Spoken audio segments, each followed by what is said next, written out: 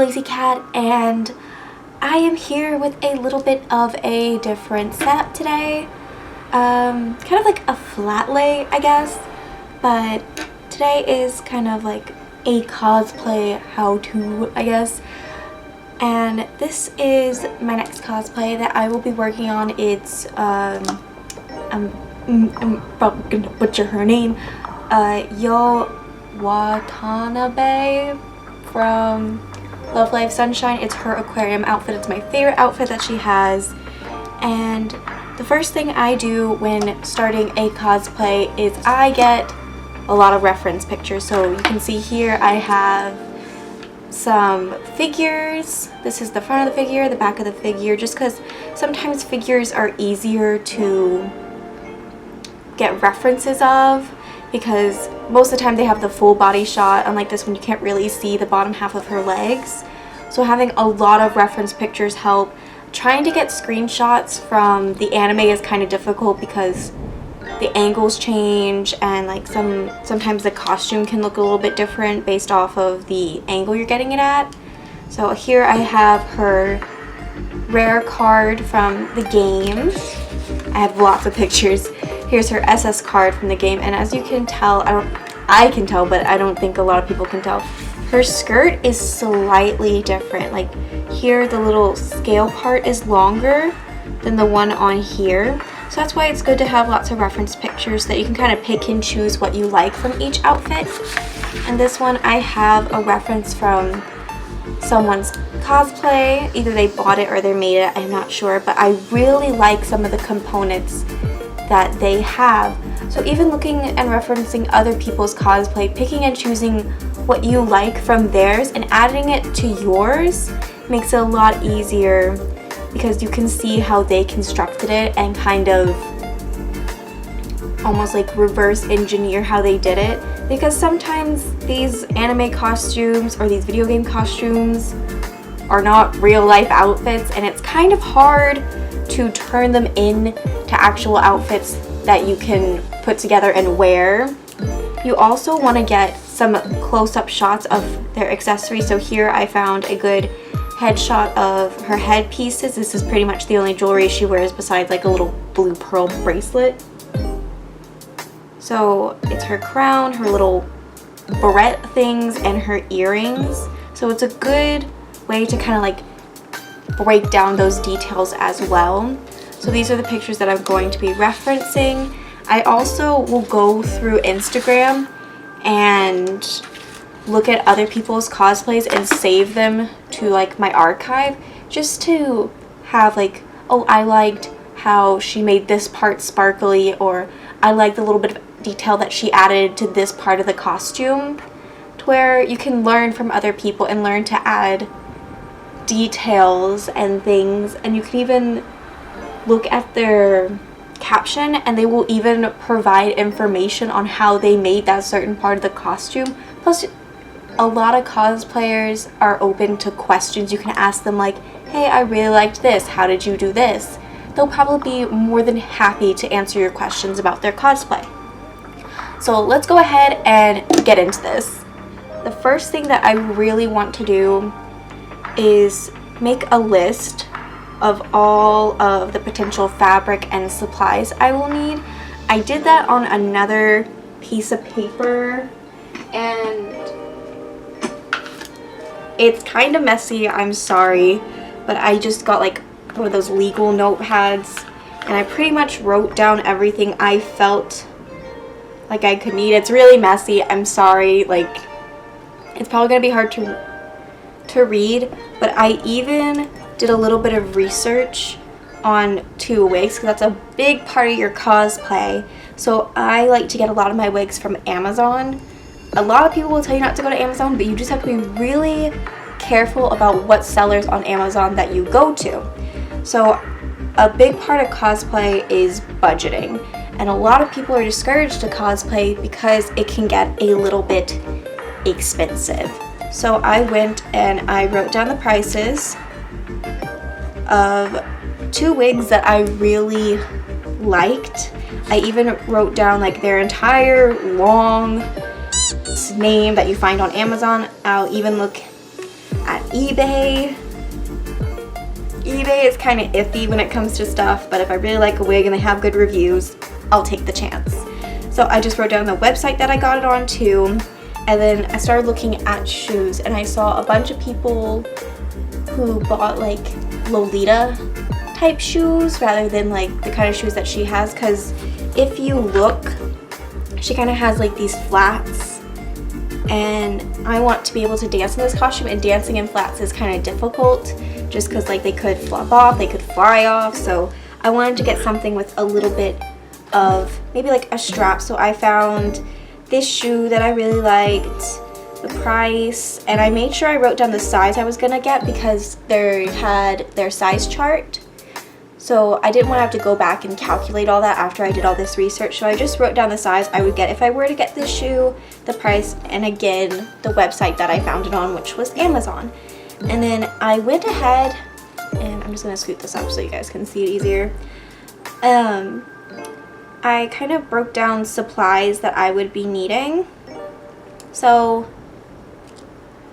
after I kind of looked at the costume a little bit, I thought about supplies that I may want to use, which red sparkle nail polish would kind of be for the 3D printed or the resin or polymer clay parts, just to add a little bit of sparkle and shine to those gemstones that she has on her crown. So the heart, little red gemstones and beads. A lot of people will use nail polish to paint gem pieces.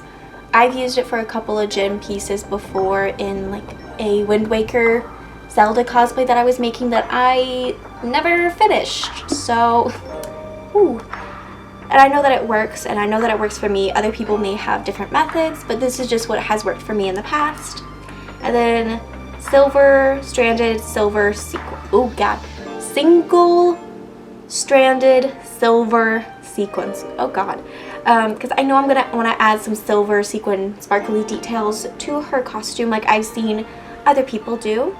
And I found this really cute, it's called like a glitter sheet, but it's like a pleather from this company. I think it's Jewel Box Supplies, but they have like really cute glitter sheets that would go really well with some idol cosplays to add like a little bit of sparkle, like they're gonna be on stage and everything.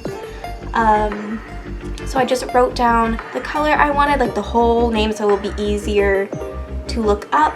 The price per sheet, again the website, which is Jewel Box Supplies, and then I found it in 2 other colors that I would like to get maybe 1 sheet of, just to see which color would match best or which color I liked better.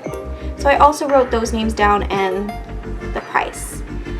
Then I have a trick for ruffles, because she has like this one, like she has like 2 ruffles here on her little shoulder sweepy thing. There was a motorcycle passing. I'm sorry. So she has 2 ruffles, kind of ruffle sets, I guess. So one on her shoulder and one on her skirt. And I have a little hack for ruffles when it comes to cosplay. If you go to a fabric store and look at their trim, they'll have pre-made ruffle trims.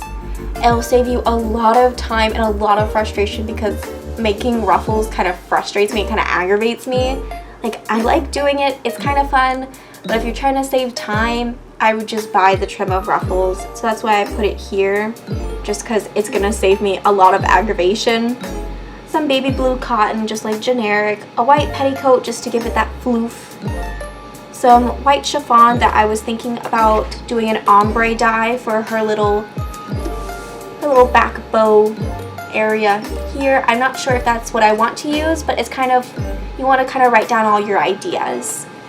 And then blue dye for the chiffon. Make sure you get fabric that is dyeable. There are certain kinds of chiffon that won't take well to dye and others that will. So you just need to do your research. White cotton, iron-on interfacing, dance tights. A lot of the time, dance tights will just make your costume look a little bit cleaner and more professional. If you are not comfortable wearing tights, by all means do not wear tights. If it's just going to aggravate you and make you uncomfortable throughout your day at con or just during a photo shoot, I prefer to wear tights just because I have like some splotchiness on my legs and personally I think it just looks cleaner. I was a dancer, so I'm more comfortable wearing tights, but if you're not, don't worry about it. Earring backs, just for the earrings that I'm going to make. Fashion tape, just in case you want to like tape some parts of it to you. Just write down everything you may need. And then what did I write right here? Some type of stretch fabric in white and light blue. Oh, okay. I know what that's for. That's for her knee-high tight sock thing. What I was planning on doing is getting a stretch fabric and sewing it to the dance tights so I wouldn't have to worry about them falling down. I've heard a lot of people doing that. It's something that I personally have never tried before with a cosplay, but it's something that would probably be really helpful and save a lot of headache for. So it's something that I am willing to try. So that's everything pretty much that I have sort of planned. So now that I have my supplies and my pictures, I'm gonna go ahead and take my supplies list and then kind of incorporate it into my reference pictures. We're now gonna go on to, I guess, like step 3 or 4, I guess, and we're going to apply our supplies list to our reference pictures. Like I said before, this is kind of gonna be the picture I'm gonna kind of like scratch all over. So I think I'm gonna go ahead and start. We're gonna go from like top to bottom. I guess that'd be the easiest. So I'm lucky enough to have someone who has access to a 3D printer, and I talked to them and they said they'd probably be able to 3D print this crown for me. So that's what I'm going to plan on doing. So I'm just gonna like draw like a little whoop and put 3D print.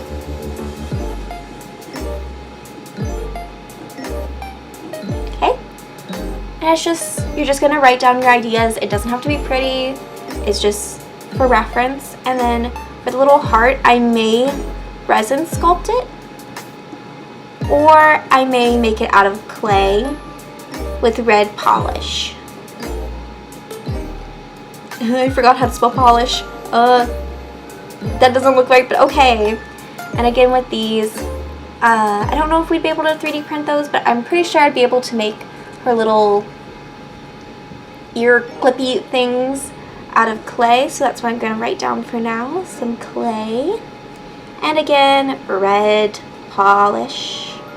There we go, I spelled it right this time. And I'm not quite sure what I want to paint the crown with. Obviously I would want to do like maybe a metallic spray paint. So we'll go ahead, I'm kind of running out of room to write. I don't know if you can see it on here with the blue, but I'm just gonna write metallic spray paint. Nice. And for here, I'm not going to duplicate both of them because you can get that those will probably be 2 mirror images. So I'm just going to write white cotton for her little ear ruffle thing. And then this will probably end up being chiffon, her little wispy part that comes off of it. Alright, so that's pretty much her headpiece done.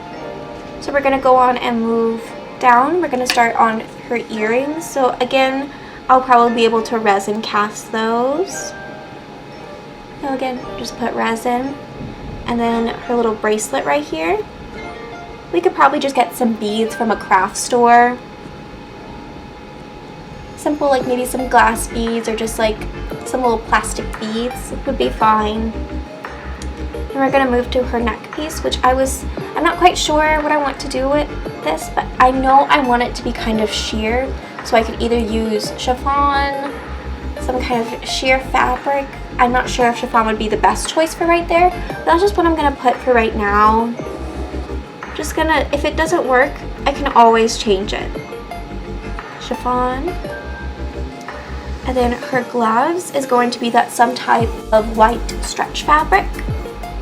So we're just going to put white stretch. I'm sorry if you can't read my handwriting. I kind of write kind of small and kind of messy. But, so we have her gloves down. It'd be also a good idea to put like a little bit of fashion tape on your arm just to keep them up. Here we're going to write pre-made ruffle for her little shoulder bit.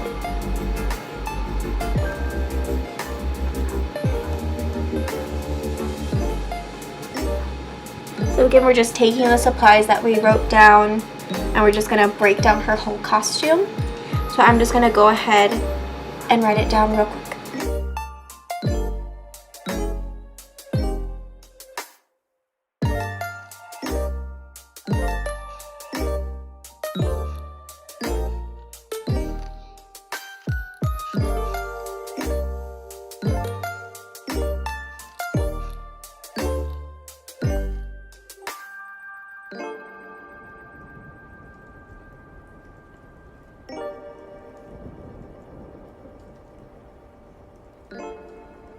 And a lot of times the figure will have more detail than maybe some of the pictures from the anime.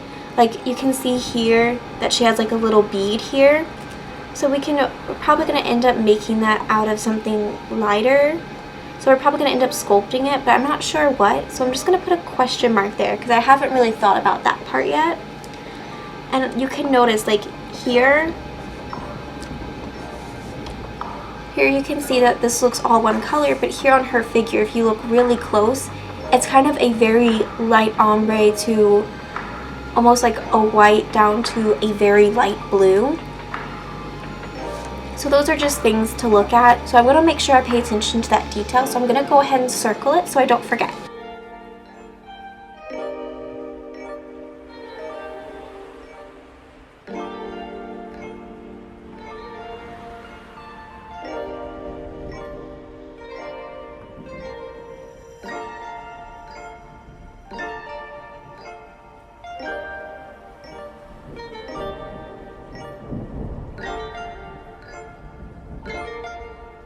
So that is pretty much everything that I do when it comes to really breaking down a cosplay.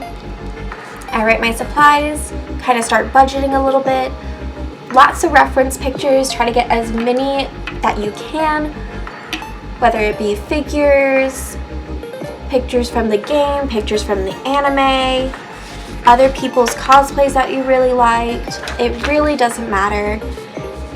Then again, it's your interpretation of the character, but just remember to have fun with it. And if you get frustrated, take a step back, maybe grab some tea, watch like an episode of an anime, and come back to it with a fresh mind. And I hope this was helpful to some people, whether you kind of just like planned your cosplay along with me, or you're doing the same cosplay and you just wanted to see how someone else did it. Or if you're just starting a cosplay and you want to see how to really break down a cosplay, I hope this was helpful to you. And I'll see you guys in the next video. This is Lunar Lazy Cat signing off. Bye guys!